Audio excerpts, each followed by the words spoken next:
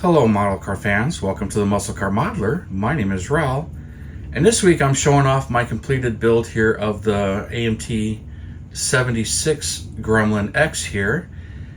And this was kind of a fun car, not one I knew a whole lot about. I knew about them, but I really didn't know a whole lot about them, so it was kind of fun to research into something that I thought I knew about and find out a whole bunch of facts that I didn't know. Which was, it always makes the build more interesting when you start really looking into what it is that you're actually building, what the kit actually is. And I knew a Gremlin X was the V8 version. That I knew, and that there weren't very many of them. What I didn't quite know was more about the actual Gremlin. I'd seen them, I knew what they looked like. I knew they were a compact design, and they competed against a couple other cars at the time. It was mainly the Chevy Vega, the Ford Pinto, Toyota Corolla, the Volkswagen Bug. It was aimed at that class, and it was the compact or subcompact class. But this kind of started out a bit more like an AMX, which I knew about that particular car.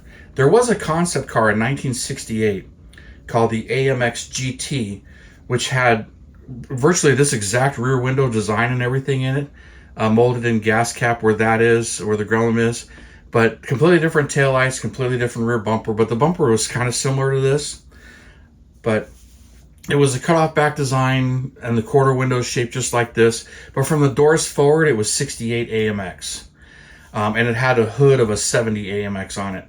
That was in 68, but they used parts of that to build these two cars, because it had a similar design of the Gremlin, the rear windows back, as far as that shape goes. So very, very interesting car. I thought that was cool.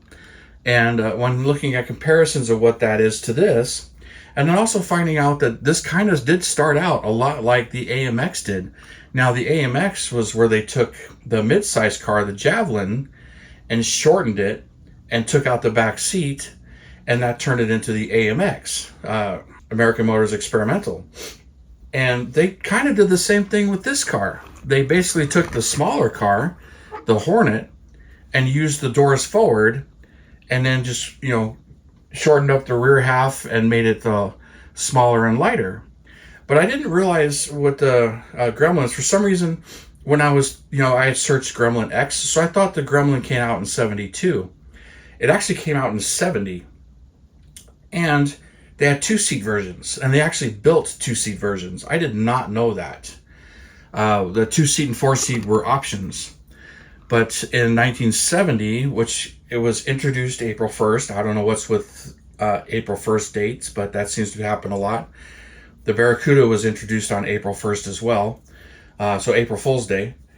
But these were introduced in April of 1970, April 1st, and so it had a shortened production year for 1970, but they still made 25,000 units of these Gremlins. So they sold fairly well. They were pretty cheap, but all the 1970s and 71s were six-cylinder only cars. There was a couple of six-cylinder engines, but no V8 cars. The V8 didn't come out until 72, the Gremlin X, which is where my research kept pulling that up, but I was always searching for a Gremlin X, but I decided to see just Gremlin in general. So, they did come out, and they made about 3,000 of the two-seat versions, so they're super, super rare. I don't know if any of them online, how they, look as far as the backseat area goes, but in 72, they discontinued the two-seat version because they just were not selling. And if you stepped up to the Gremlin X, which got you the 304 V8, then you got the back seat, okay? And it was still like a $2,200 car, pretty cheap car at the time. And at those prices, they sold really well, especially competing against the other cars. I mean, you used to see these all over the place in the 80s. Seen lots of them, known a few people that have them. Never really drove one, but being that they're Hornet based, they're very, very similar. So, being that the V8s came out, those are very rare. The regular Gremlin, as far as production went, in its lifespan, it did really well.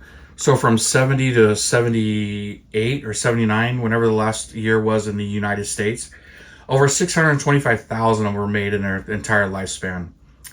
They were also available in Mexico, but they were available in Mexico all the way till '83, till they pretty much got shut down with the bankruptcy. With that, very, very little things have actually happened to it, little upgrades here and there. Like this front end is new for '76. So that's the difference between the two cars, 75 and 76. The 70 to 72 3, they have more flush front and rear bumpers that fit the car much better. I like the way those look. I haven't really messed with some of those. I understand Jimmy Flintstone has a resin body to make a 72. I probably won't do too many Gremlins, myself, but I thought about that kit, but I've already, I finished this one, and I've got the other one, but I may not go any farther unless I get real ambitious and decide I want to make that AMX GT, because that's pretty cool, and I have a lot of spare parts, and I probably could do that, other than getting another Gremlin body. These were available with manual transmissions. This one, even though I'm pretty sure, it's got an automatic under there. With the floor shift console that you can see through the window there, instead of a shifter on the column. But these were available with manual trannies. They're really rare, but they're out there. But and if you do find them, there's a good chance you find a 6-cylinder with a manual tranny versus a V8 with a manual tranny. I don't think the V8 came with a manual tranny. Pretty sure they were all automatics. So that's where my research kind of goes in and out of it. I was researching it mainly just out of curiosity and interest, just to see what what they look like and how they were. But they've got their loyal fan base, like with AMC, anything AMC. Supposedly a really good car. The AMCs are really notorious for their motors lasting forever, the 6-cylinders. I mean, they've even brought the legend into the Jeep 4-liter, because that is AMC based. So these motors, they would run forever. As long as you took care of them, gave them their oil changes and stuff, and didn't neglect them too bad, but they could handle quite a bit of neglect and still survive. Pretty powerful too. In this segment, I don't think you can get a Pinto with a V8. They had multiple different 4-cylinders. The Vegas are, another thing of their own. But I don't think it could outrun a Cosworth Vega. Gremlin X against a Cosworth, that would be interesting. But they still weren't very fast, because that 304 with a 2-barrel, still, in a light car like this, it was a car. But I could just imagine, take one of these and drop a 360 in it, 390, or even a 401, which did happen. There were some dealers that made some specials. Actually, here, Randall in Tucson, AMC dealer, they had their 401X R package, and they did just that, drop 401s in some of them.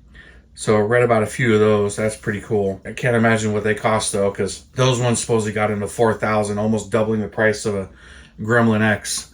And you start to get into that kind of money, I'm sure you could find much more powerful and faster vehicles to drive. Quite an interesting story, though.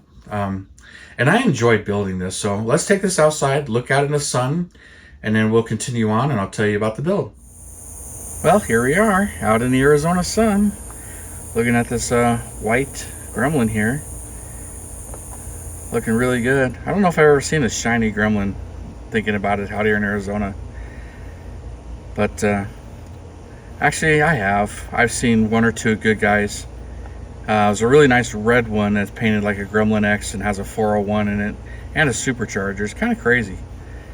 But this one's looking really good with that blue stripe and white. You can't see those tinted windows, though. Kind of interesting, even not here in the sun. Thought maybe it would light up that interior a little more. The dark blue. You can see it through the windows in that picture, and that's the angle, but after that, really cool. Well, those turn signals are really lighting up when the sun hits those, with that chrome and the foil behind them. Those wheels, the volcano wheels, the taillights, and that blue section in the back, and a spoiler, a chrome spoiler, or it's really a wind deflector is what it is. Helps blow the dust off the back window. That's what those are for. Look at that. It's looking really, really good.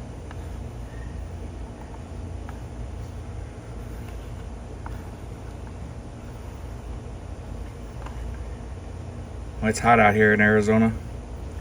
107 today. I can feel the sun just baking on me. Grammy. Here she is. Alright, well, we'll head right back inside. Alright, she's really bright out there in the sun. And I really like the blue stripe on this. When I saw the decals and I saw the blue stripes, I knew that I had to have this with the blue stripes. And I wanted to do it with the white body. And I was back and forth on, what interior do I go with? So I went with the dark blue. You may have seen the video where I had this all blown apart and was putting it all back together. I wanted to show the interior on that because with these dark tinted windows, it's hard to see in there. So, but the tinted windows come in the kit. The 75 kit actually has blue windows, not smoked windows, as far as an option. But I really enjoyed building this. It was an easy build. It wasn't that bad. Some areas where fitting was kind of an issue, typical for AMT at the time, especially as old as this tool is. So nothing really unexpected there. Got the rear wind deflector on. I was trying to put it on backwards and upside down, and then I quickly noticed in one of my reference photos how it was. I'm like, oh yeah, that's how that goes. So I got that on there properly, and everything else, fitting the front of this, making sure that was square and everything fit. That was a challenge that I headed on early because it just seemed like it needed some work.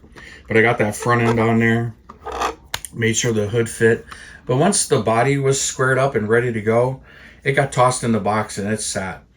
And it wasn't until, you guys mentioned that, hey, this has a really good AMC V8 in it, which I don't really think so. To me, it's kind of bland. You can't see the sides of the block, but the block is very bland. There's like nothing on it as far as detail go. The oil filter is not all that great. Exhaust manifolds are nice, but once it's assembled and everything is in there, it's pretty decent. It's got a lot of nice detail. And, where it lacks detail, it's kind of hidden. Like it's got the single exhaust, kind of comes up and over. You really don't notice the metal axle going through the block because it's blocked by the front suspension pieces. Front suspension is really a joke. Some of the other odd parts with this one, the exhaust is pretty nice. It's got the catalytic converter, which this is a separate part, so you can have it without a cat. The pipe still goes all the way through. But some of the odd parts that make me laugh, it has no mirrors, so I used mirrors from the 70 Challenger AMT kit. And that inside rearview mirror came from my parts box, so I couldn't tell you where that came from. And one thing that, it was absolutely missing that really stood out to me, that brake master cylinder. It doesn't come with one. Not at all. It's got the 8-volt battery right there, which I thought about changing out. I left it. Mainly it's just out of my own humor. It's like, okay, that's what the kit has. So I decided I was just going to leave it, have a little bit of fun.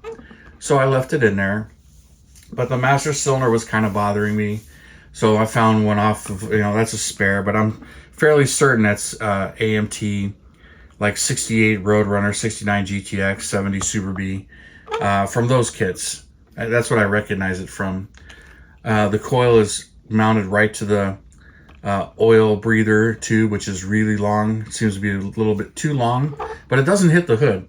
It really stands up, but it doesn't hit the hood. So I thought for sure that was going to hit the hood. But it came out looking really, really nice and really happy with it. I have a mark in the windshield right there. You can see it right there. I tried polishing it out and it's mostly gone, but you get the light just right and it's there. But I tried polishing it. It got a whole lot better. It's not as noticeable, but the light hits it just right. You could see it. Wish it wasn't on a windshield. Wish it was on one of the other clear windows because I wasn't using those. But oh well, just cleaned it up as best as I could. And this was just kind of fun to do, especially for a car that I didn't know a whole heck of a lot about. It was kind of fun just reading about it, and that kept me a little bit more motivated on it as far as the options and how it was built, and how it doesn't really tell you how many were built. There also was, after 78, I think 79, there was a Gremlin GT. Only about 3,000 of those were built. Another very rare version of it. But this was fun, and it actually came out pretty nice with it, I think. So it was kind of fun.